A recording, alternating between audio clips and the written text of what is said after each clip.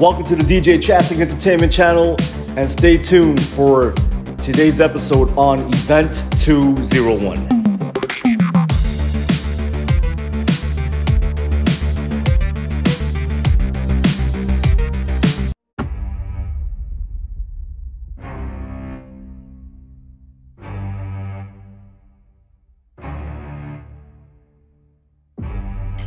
Civil unrest, polarization, the disruption of technology, economic destabilization, all culminating in a complete implosion of American trust. The results? Running to big government for help to save the day and scare away the big bad wolf of uncertainty. The result has been a slow but steady merging of government and corporations. But none of this has happened by chance. Yeah, it's bad. Threat to the republic and to the order of American society, bad. The civil unrest we've seen, the polarization we've all experienced, the economic destabilization has all been conveniently helped along by our elected leaders in Washington who support a new world order, socialists, progressives. It's all been spurred on by the socialists, all within our own borders who want nothing more than complete control over every facet of your life. For a while, climate change was going to get them there. After all, the Green New Deal had everything to do with furthering the tight grasp of big government that currently is hanging around your neck. I can't find common ground if somebody says climate change is just not happening, when almost all the world's scientists tell us it is. I don't know where to start talking to you about this. But it didn't begin there with sweet little AOC. It began way back in 1992 with a plan called Agenda 21, the plan about moving toward a centralized government with fighting climate change as the proxy to get us there. Agenda 21 was later updated to Agenda 30, and now, all of a sudden, climate change wasn't enough. And last October, the creators of this plan for takeover added preparation for a global pandemic to it as well. Surprise, surprise, here we are in the midst of a pandemic, and socialists declaring it an opportunity to reshape the way we do business. This pandemic is giving our favorite socialists the chance to enact a new world order in a way climate change never could. Prepare yourselves for Event 201, the coronavirus war game. Hello, America. Tonight's show is a warning. The coronavirus has given people all over the world everything they have ever dreamt of, especially if they like big government, if they're socialists or communists. It is an opportunity born out of crisis. And it's a plan that was launched in 1992. It was furthered in 2015. And it was finally war-gamed just 6 months ago. And what is at stake? Your rights, your freedom, global governance in the form of global socialism. As we put this together, it occurred to us that it is possible, and actually I think it's almost a given, that this show will be throttled. It'll be demonetized or outright blocked by YouTube and Facebook. It may happen tonight or in the coming days. There is also more than a good chance that we're going to be called conspiracy theorists, etc., because there are questions that don't want to be asked. There are corners they don't want people snooping around in. Everything I'm going to show you is out in the open. But it is going to, it's the context that will bother them, because I happen to disagree with their goals. I don't think anything that they did was wrong. I think the fact that they're pulling this off now by using this crisis is a problem. But if you happen to like socialism, you will probably like what they plan on doing and are currently doing. Everything that they're going to say about me or this show has already been war-gamed. No kidding. Back in October, and I'll show you all about it here in just a few minutes. But they need the institutions like the WHO, who is in bed with the Chinese Communist Party. They are the ones who have been designated as the official gatekeepers of information. If any information harms this, well, then it will be called a conspiracy theory, and it will be throttled down. You can see this from the CEO of YouTube. Yesterday, she was explaining anything that goes against the WHO is a violation of YouTube policies. Watch. Talk about that as raising authoritative information. But then we also talk about removing information that is problematic. Of course, anything that is medically unsubstantiated, so people saying like, take vitamin C, take turmeric, like those all will cure you. Those are the examples of things that would be a violation of our policy. Anything that would go against World Health Organization recommendations would be a violation of our policy. And so remove is another really important part of our policy. Now, I said earlier the WHO was designated in this role. Now, I want you to listen to a reply from a representative from the United Nations regarding who should be the gatekeepers of information. Watch. I agree on the point on having a centralized source of information and a world body that could have garner the respect of everyone, and I think the WHO in this instance might be that. Okay, there wouldn't be a problem with that if that meeting that she just spoke at took place a week or even a month ago.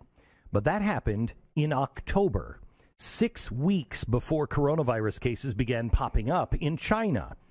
Everything you're seeing right now, all of the responses, all of the companies and the governments all over the world, what the banks are doing, what people are saying, and the responses to people like me were all war-gamed.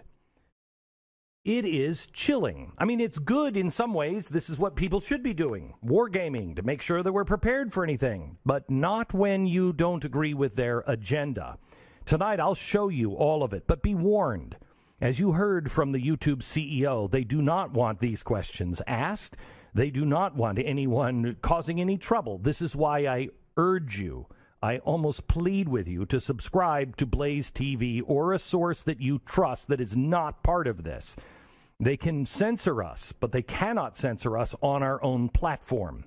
YouTube and Facebook are clearly under a very big boot from the WHO and ultimately from the overlords in the Communist Party of China.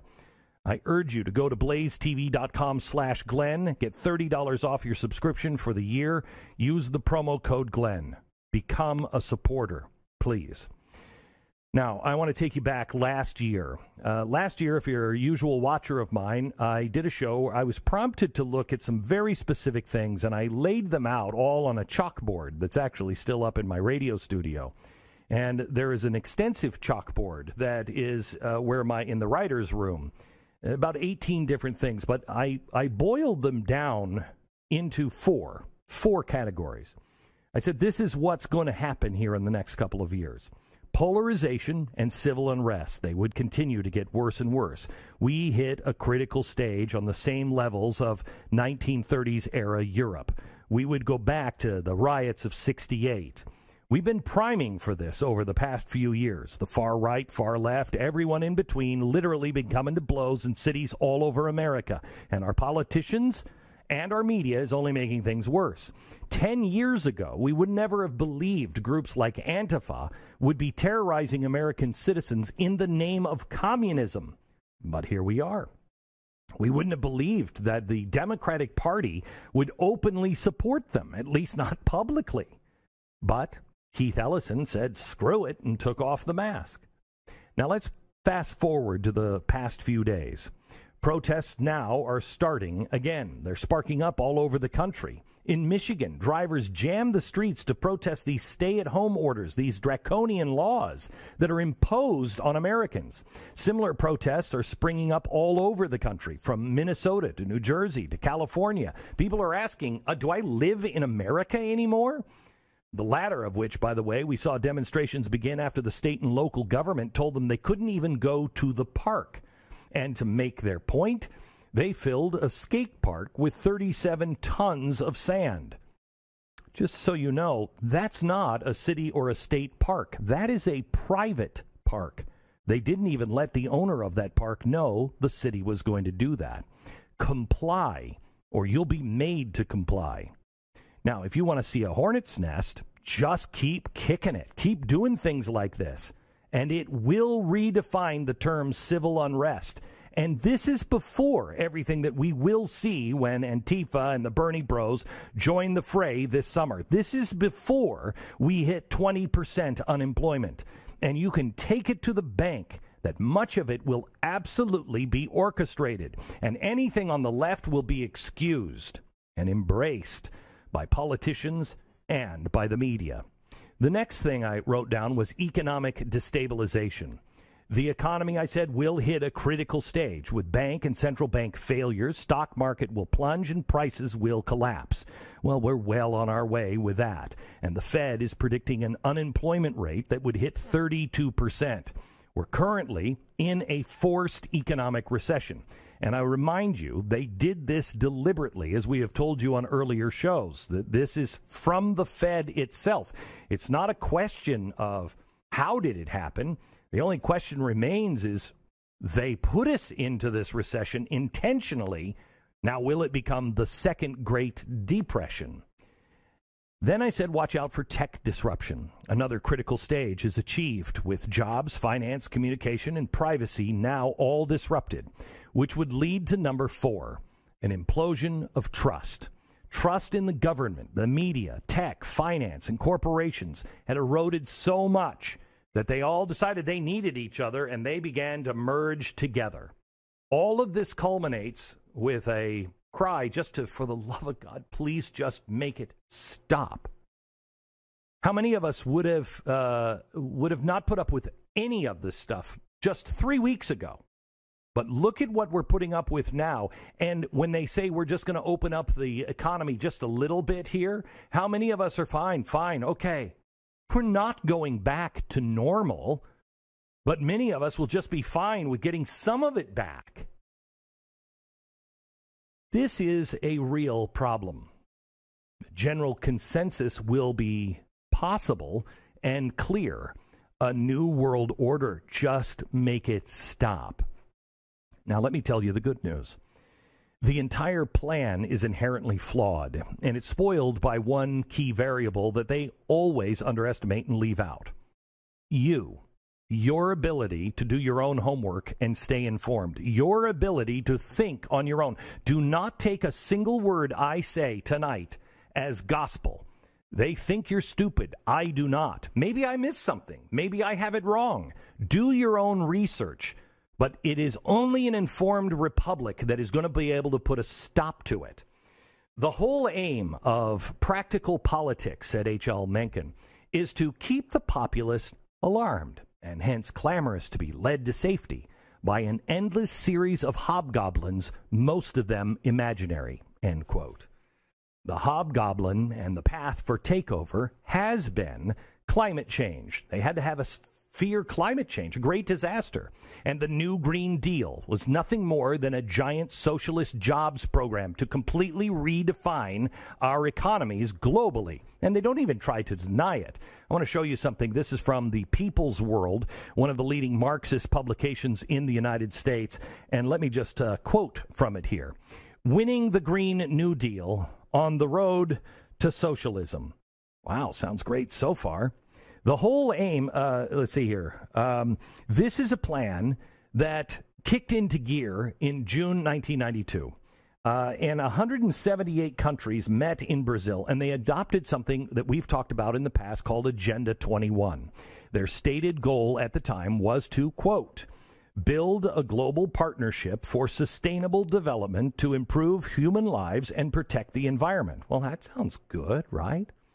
But like the Green New Deal, a lot of their proposals seemed more interested in policies that didn't have anything to do with protecting the environment.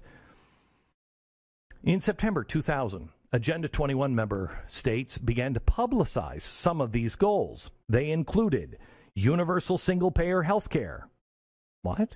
Universal education and wealth redistribution. It's basically exactly what the Green New Deal is about today. But it was written 20 years ago, and it's not new. It's not anything about being green either. It's all about being red, socialist red. Okay, so why am I talking to you about climate change and things that happened years ago? It's the pandemic that we're dealing with. Well, stick with me for a couple of minutes more. You will understand. In 2013, the UN General Assembly set up a 30-member working group to identify their goals. And in January 2015, Agenda 21 went away and was rebranded Agenda 2030. They established in there 17 sustainable development goals to, quote, a shared blueprint for peace and prosperity for people and the planet now and into the future. Oh, they go on. They want to end poverty and other deprivations. They must go hand in hand with strategies that improve health and education, reduce inequality, and spur economic growth, all while tackling climate change and working to preserve our oceans and forests.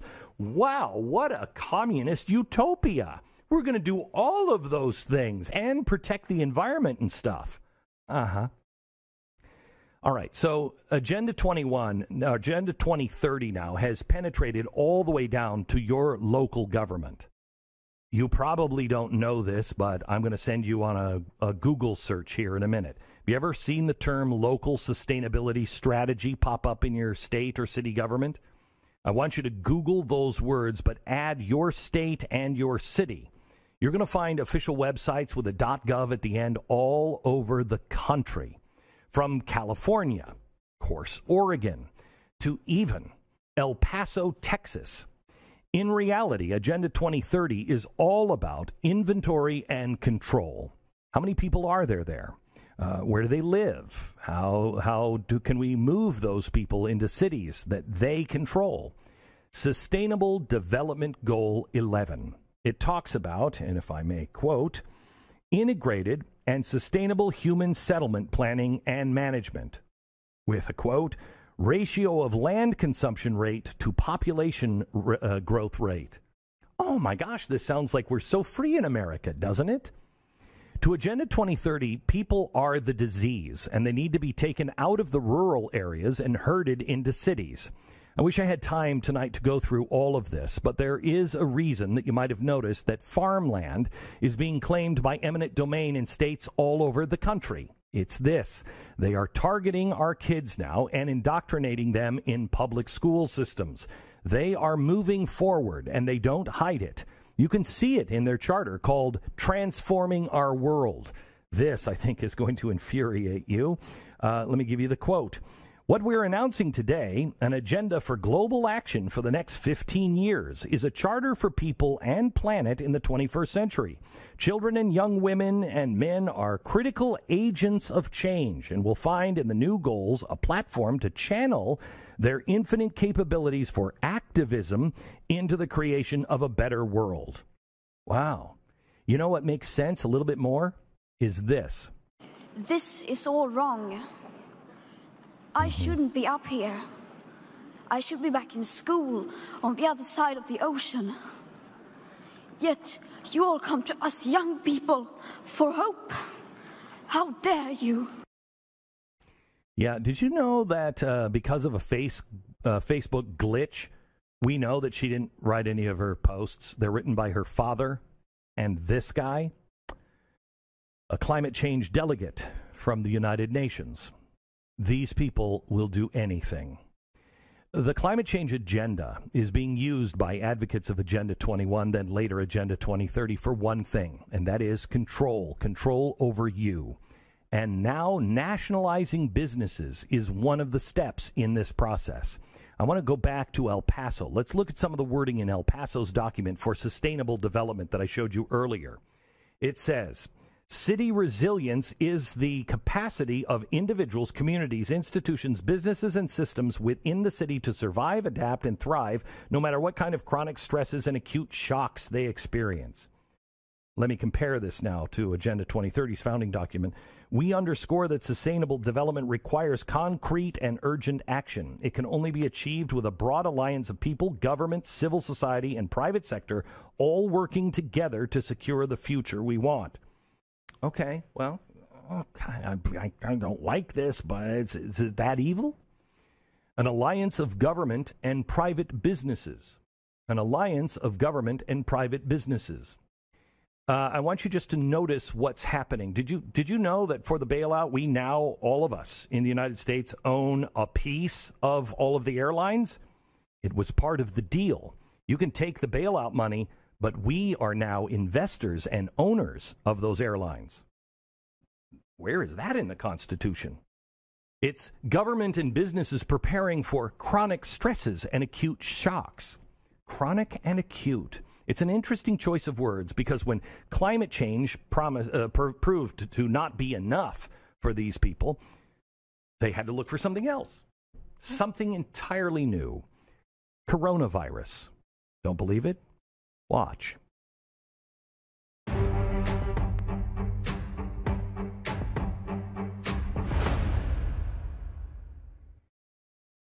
All right, I want to talk to you a little bit about rough greens. We'll stop for this 1 minute, and then we'll finish the show out here together. Dry dog food has to have a 2 to 3 year shelf life, so it doesn't spoil on the shelf. So the people who make the dog food have to sterilize the food when they make it. In other words, they have to kill anything that might be alive in your pet's food. Well, dogs are no different than our body. We're both animals. We need stuff to help us process food. We need probiotics and enzymes and vitamins and healthy microbacteria. These are the things that we need. Our dogs need it too for their food, because especially their food, it's dead food. As a parent of Uno, I am happy I found Rough Greens VitaSmart. It's not a dog food. It's a healthy supplement that you put on your dog's food, all of the live nutrients necessary for superior dog health. No matter if you feed the most expensive dog food on the market or you make your dog's food at home. Rough Greens changes your dog for the better. I was out yesterday and he was just running the fence line like I've never seen him do before.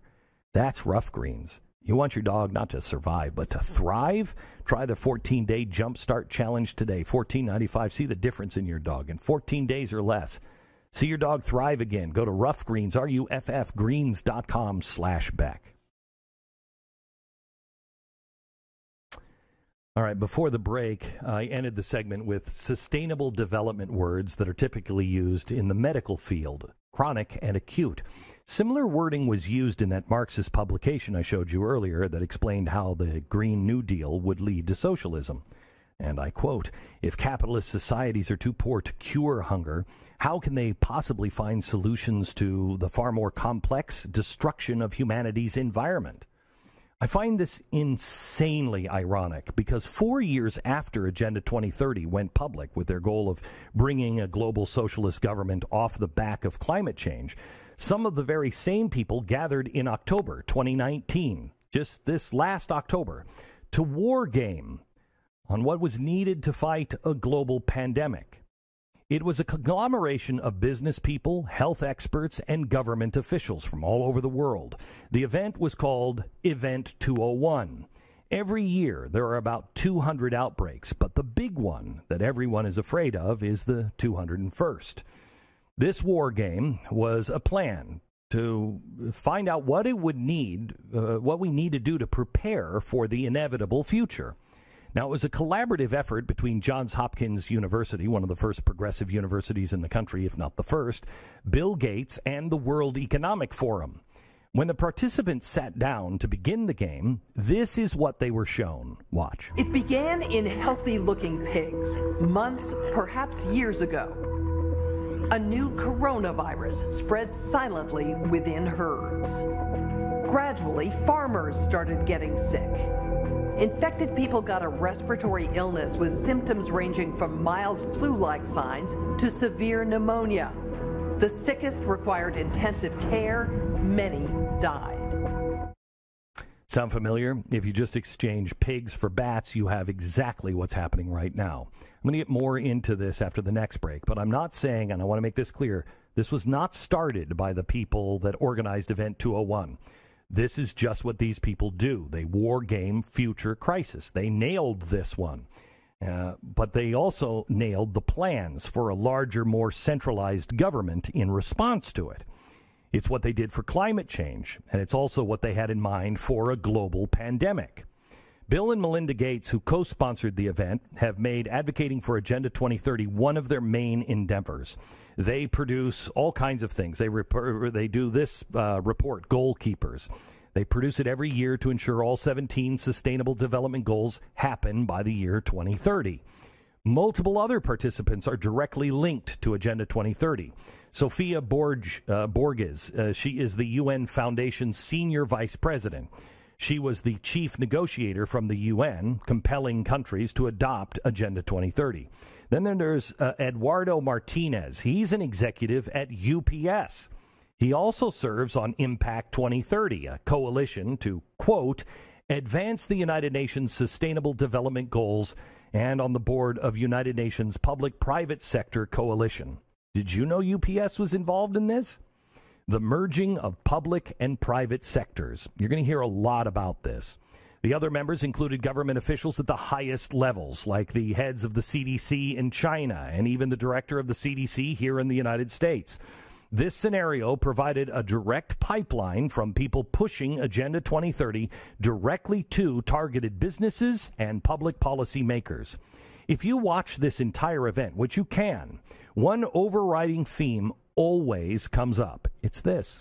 The scenario also highlights the very critical role that global business and public-private partnerships play in preparing for and responding to pandemics. And we know from past responses that public-private cooperation will be essential. We're at the start of what's looking like it will be a severe pandemic. And there are problems emerging that can only be solved by global business and governments working together. Global business and government coming together.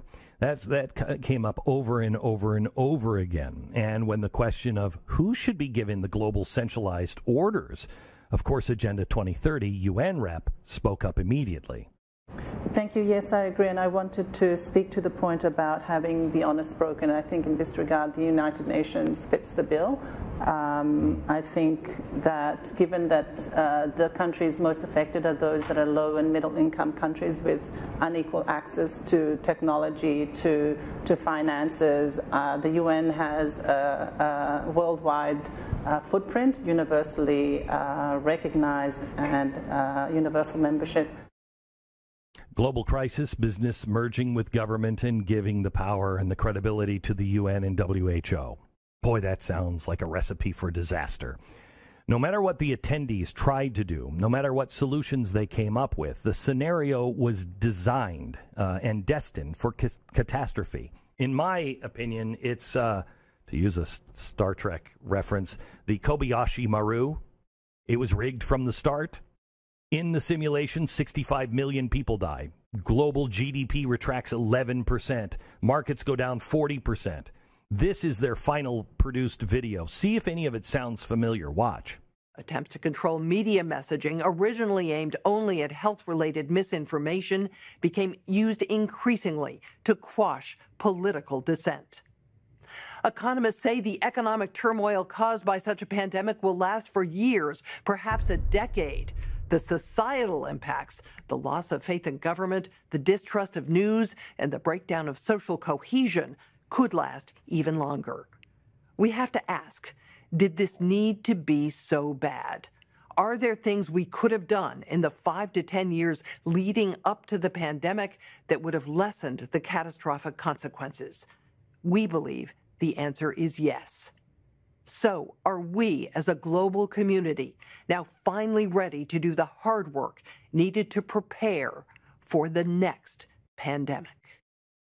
They didn't have 5 years to prepare. Instead, they had about 5 weeks. And are they not describing exactly to the T the chalkboard I opened my show with today? Faith in media, corporations, government, eroding, economic collapse, civil unrest, and a cry to prepare for the next crisis. I showed you who these people are and what they've been working on since 1992, and prepare in their minds means global centralized control. A global outbreak is exactly the kind of event that they've been waiting for. Climate change was taking too long, and it was losing. Well, hear it from their own mouths. Watch. The annualized risk posed by pandemics is on par and rivals with climate change. The scariest thing about Event 201 is that almost everything they predicted has come true. They predicted overwhelmed hospitals, the lack of PPE and ventilators, experimental drugs like hydroxychloroquine.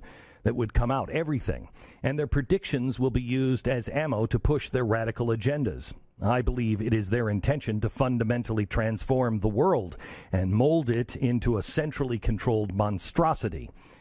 Now that you've seen, read, or heard their plans for yourselves, do you agree with it? If you've just only seen this, don't answer that question. Go and do your own homework and then come back to the show. Make sure that you're heard by local and state and federal government officials. Global socialism, not on our watch.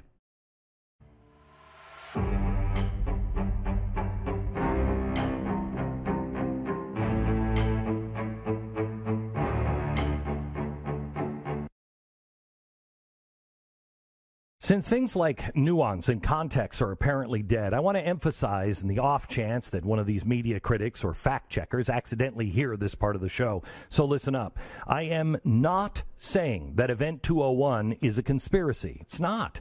I am not saying that Event 201 caused all of the policy reactions to the pandemic that we're seeing. The event called Event 201, the participants were doing their job, which was to war game possible outcomes.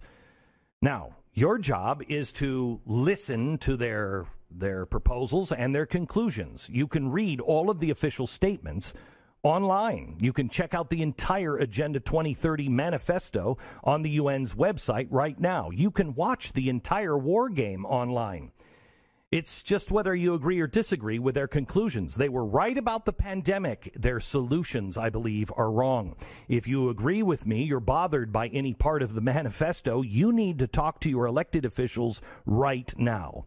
The UN, the WHO, and the media do not want us questioning any of these things. They don't want you learning about it and asking any questions. I've talked to you a lot about how government and big tech companies would merge. Government cannot resist the kind of powerful tools that tech companies now have to offer. It's far too useful, and we're seeing it this week. For instance, people trying to use Facebook to organize protests against the stay-at-home policies in California, New Jersey, and Nebraska had all of their efforts shut down. Facebook says the governments of those states instructed them to remove the content promoting these protest events. But the governors in all of those states, Nebraska, New Jersey, say they never told Facebook to censor anything. Well, somebody is lying, but regardless who ordered it, the censorship is happening. Just like the Raleigh, North Carolina police breaking up crowds gathered outside the state capitol last week and then tweeting this: protesting is a non-essential activity. No, but it is thoroughly America. These are dark times for American liberty. I've talked to you about how the media and the social media would collaborate to stifle information. Well, here's Mark Zuckerberg last week explaining how Facebook is working hard to stop the misinformation being spread about the pandemic. There are also other misinformation that may not lead to imminent risk of physical harm, but still isn't the type of stuff we want to be spreading through our system. And there we work with independent fact checkers. And so far during this crisis, those fact checkers have marked 4,000 pieces of content, individual articles false, which has led to us showing warning labels to more than 40 million times across our products when people come across something that's false. And the warning labels work. We know that because 95% of the time when someone sees a piece of information that has a fact check on it, they don't go through and consume that information. Okay, here's the problem, Mark, with your cute little fact-checking system. It doesn't work, and I have the evidence. Facebook has been burned badly since the 2016 election, so they're scrambling to save face, pardon the pun. But that's what they're doing, and they are very proud of their third-party fact-check program. They use fact-checkers that are certified by the International Fact-Checking Network. I'll tell you more about them here in a minute. Look, misinformation on social media is a huge problem. But what's the point of fact-checking and having a fact-checking program if you ban good information in your effort to contain bad information? We now know from first-hand experience that at least one of Facebook's certified fact-checkers does really sloppy work.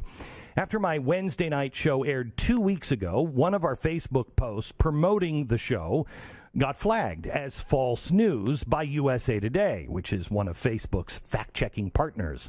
The headline of our post said this: China lies exposed. Virus believed to have come from a biolab, not bat soup. That headline is 100% true. It linked to a clip from my show in which I showed you a Chinese video of Chinese scientists from the Wuhan lab collecting bat samples for study. There's nothing conspiratorial about it. Yet the warning on Facebook said, quote, "We've added a notice to the post so others can see that it is false." It's almost as if the USA fact checker didn't watch the video at all, and they probably didn't. So because of USA Today, one person decided this post was false, Facebook flagged it and reduced distribution. They took a video that was already getting hundreds of thousands of views and snuffed it out. They put a scarlet letter of false news on my name and on my page, and that restricts how often it is viewed, which affects shareability and monetization. It also restricts you, because if you shared that link from your friends, you didn't get a notice, but your voice was silenced without you even knowing about it. But we knew there was nothing false about our post, nothing false about the episode that linked to it. So we refused to back down. We submitted a rebuttal to Facebook. We tweaked the headline of our post, which now reads, quote, "New evidence calls into question COVID-19 origins." Changing the word of that headline is the only change we made.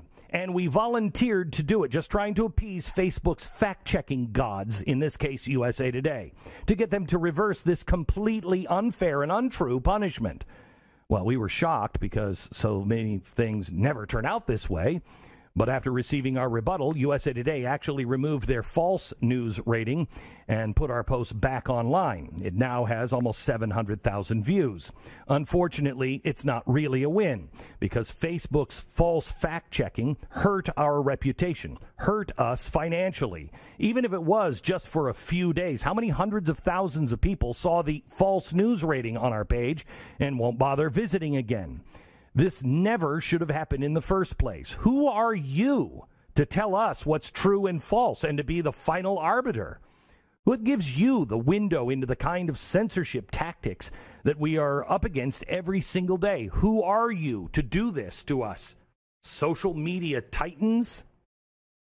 And that's why it's so important that you subscribe to Blaze TV and invite others to do the same. Ironically, after Facebook initially flagged our post, even the Washington Post and CNN reported that the coronavirus may have come from the Wuhan lab. Really? We just happen to be 2 weeks ahead of everybody else. Something tells me they haven't had to deal with the same false news accusations as I have, especially since the Washington Post is one of Facebook's certified fact checkers. Facebook has wild inconsistency in problems with their standards when it comes to separating fact from fiction. Last week, they were patting themselves on the back for their new strategy to deal with coronavirus misinformation. Now, anytime users click on what Facebook deems to be false information, they will instead be sent this coronavirus Mythbusters page from the World Health Organization. Facebook's Vice President of Integrity, and yes, that is his actual title, explained, quote, "We want to connect people who may have interacted with harmful information about the virus with the truth from an authoritative sources. In this case, they see or hear these claims, again, off of Facebook." Oh, the authoritative source? The WHO? The WHO that echoed and defended the Chinese Communist Party every step of the way during the pandemic, that said it can't be spread human to human. Remember that WHO? That initially they lied about the coronavirus and the transmission. We're supposed to take them. So Facebook now wants us to trust the WHO as the authority on all things coronavirus. It also wants you to trust in the authoritative International Fact-Checking Network, the organization it uses to save the world from people like me. Here's why they don't like people like me. Because I ask too many questions. I don't just automatically accept the version of things declared by the WHO, the UN, the federal government, Donald Trump, the Congress, Republicans, Democrats, or anybody. Neither should you. There's very good reasons to be skeptical. For example, one of the IFCN's most recent certified fact-checkers is an organization called Science Feedback. Well, last month they conducted a fact-check of this New York Post article with the headline, "Don't buy China's story, coronavirus may have leaked from a lab." Well, Science Feedback rated that article incorrect. But one of the two fact-checkers on the story is a woman named Danielle Anderson. We looked into her. She's an assistant professor at Duke Medical School. Oh. Well, she also works on projects in collaboration with the Wuhan Institute of Virology. In fact, she states, quote, "I have worked in this exact laboratory at various times for the past 2 years," end quote. Now, I have no idea whether Danielle Anderson's fact-checking assessment is trustworthy or not, but the idea that she actually works with and in the Wuhan lab occasionally and probably saying something bad about China would make sure that relationship stops, I think maybe she should be considered maybe a little biased in this situation. The IFCN, Facebook, they tout their unbiased, rigorous certification process. So this got us wondering, what exactly is the International Fact-Checking Organization? Well, turns out that it is a project of the Poynter Institute, founded in 1975. Now, Poynter bills itself as, quote, "the world's leading instructor, innovator, convener, and resource for anyone who aspires to engage and inform citizens." Wow. Poynter also owns PolitiFact. PolitiFact's two largest financial supporters last year were, let me see here, first, EW Scripps Company, and Facebook. PolitiFact is also one of the IFCN's certified fact-checkers, which means, in essence, that the IFCN certifies itself as a legitimate fact-checker. Wow, that's fantastic. It's a good thing they endorse themselves. Facebook is also one of the largest funders of the Poynter Institute. Other major funders of Poynter include, the Tides Foundation. And you cannot make it up, but Open Society. Yes, of course, he's always there. Mr. Spooky Dude himself, George Soros. And that brings us full circle back to the globalists who are licking their chops at the potential for this pandemic to provide a giant funnel towards more centralized global control and ultimately global socialism. Facebook, whether they realize it or not, are clearly partners in this drive towards centralized control. Whether it's filtering users to the WHO or using the IFCN as the clearinghouse for the approved truth, doesn't that disturb you, just hearing that, approved truth? They are part of the international progressive mindset that doesn't trust people and certainly doesn't trust freedom. This mindset goes all the way back to the elitism of the original progressive movement, in which the socialists are at their core. The government, business, healthcare, all areas of our life must be designed and controlled by elite panels of approved experts who know much more than you do about everything. Remember Big Brother's slogan in George Orwell's 1984? It still captures this socialist mindset. Freedom is slavery. Joining me after the break is an expert on the UN's Agenda 2030, Rosa Corey. Back in a minute.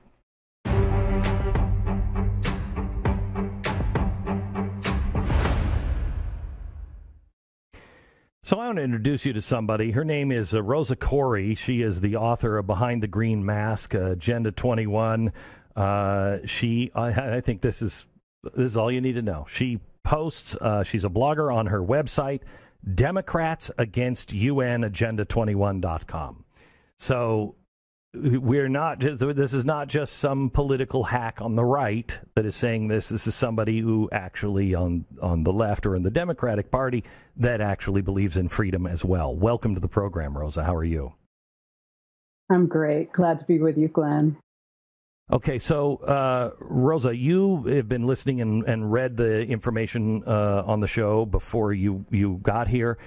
Tell me what I'm missing. What part of this do you think needs to be emphasized, or did I miss? Well, I think you hit it. But one thing I'd like to really throw in here and emphasize is that, United Nations Agenda 21, Sustainable Development, is a 100-year plan. It's the plan for the 21st century. So Agenda 2030 is a 30-year milestone in that plan. And I do believe that the reason that Agenda 2030 is so emphasized right now is because the United Nations and other entities would just as soon have you forget about Agenda 21, since there is so much information out there right now for you to read about Agenda 21. So let's not trash all of that. We've got a lot there that is considered the action plan, the comprehensive blueprint for your life. But they went and they included pandemic this year, which was new. And did they see that as a super highway to push these things through faster if indeed a pandemic would happen? We really are experiencing a revolution right now. That's what we have. And I'm sure if they could have arranged for an alien landing, they would have done that. Because as you said, as you noted, climate change, it's terror, and it certainly is existentially affecting, generations of people. But it just really wasn't having the huge impact that was necessary to really move this plan into a revolutionary footing. And this is an economic collapse, an economic and social collapse. The only thing that's different about this is its scope. We have experienced this before in revolution, but never worldwide. Right. And it's disturbing. You see these words that, business and government needs to work together, but that's really it's not the way I would interpret that or you would interpret that. This is a new partnership, especially when it comes to tech. And what is happening to us now, I think people think that's going away. It will never go away. Government will never entangle itself from information and tech. Yeah, this is, global data collection is an essential part of this plan. It's an essential part of any revolution, any takeover, is full information, total information on everyone. And of course, the perfect total information in this situation is your DNA. This is essentially what's going to be collected under the guise of necessary control of this virus. Okay, so I want to talk to you a little bit about that. We're out of time in this, but we are going to do a special little podcast here, and we'll put it on social media. So check my social media channels, and we'll have more information on radio tomorrow. Back in just a second.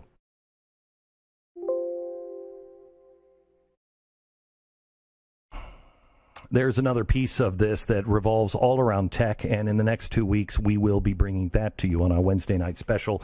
Also, you want to know how to argue socialism? You want to know what they're doing? It's all in this book, Arguing with Socialists. You can get it wherever books are sold now. Thank you for watching. God bless America. Good night.